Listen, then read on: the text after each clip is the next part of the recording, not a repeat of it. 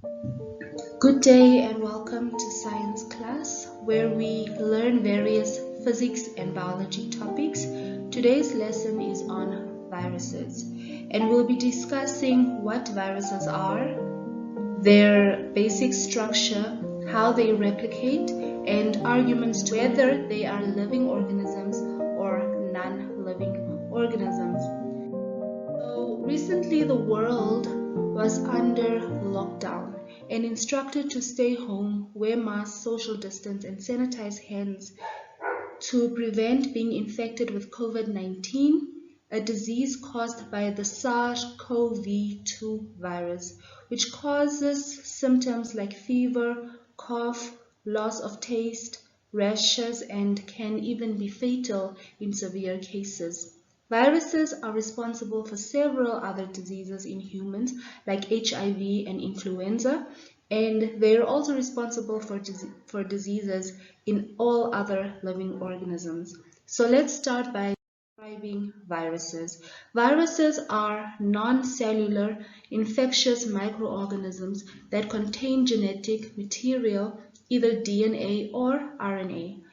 They are the smallest and simplest organisms which can only be seen with an electron microscope. Viruses are completely inert outside a host cell, but once they've invaded a living cell, they come to life and use the cell's mechanism to reproduce, and after reproduction, they burst out of the host cell, which kills the cell.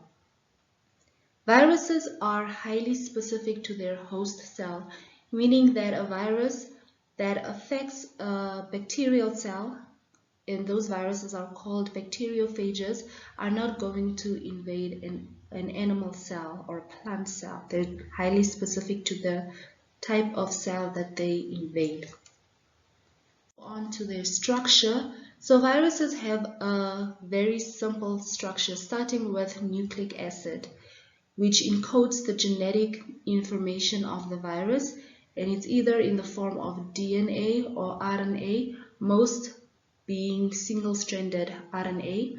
The nucleic acid is surrounded by a protein shell called a capsid, which protects the nucleic acid from digestion by enzymes and enables the virus to attach to or penetrate the host cell membrane, and in some cases inject nucleic acid into the cell's cytoplasm, an envelope surrounding the nucleocapsid, the nucleic acid and the capsid, and it's composed of lipid layers interspersed with protein molecules and may contain material from the host cell as well as viral material. They contain material from the host cell because they get this envelope when they're invading the host cell. Some viruses also develop spikes made of glycoprotein on the envelope that helps them to attach to the host cell surfaces. So that's the basic structure of a virus, but viruses come in different shapes. Let's take a look at viral replication. So virus attaches itself to a host cell, and then it either enters the cell or it injects its DNA or RNA into the cell, and then the virus will use the cell's mechanisms to replicate itself, and once it makes enough copies of itself, it'll leave the host cell, causing it to rupture and moves on to new cells to infect. So there are various arguments towards whether viruses are living or non-living organisms. So the arguments for whether viruses are living is that it contains genetic material like other living organisms.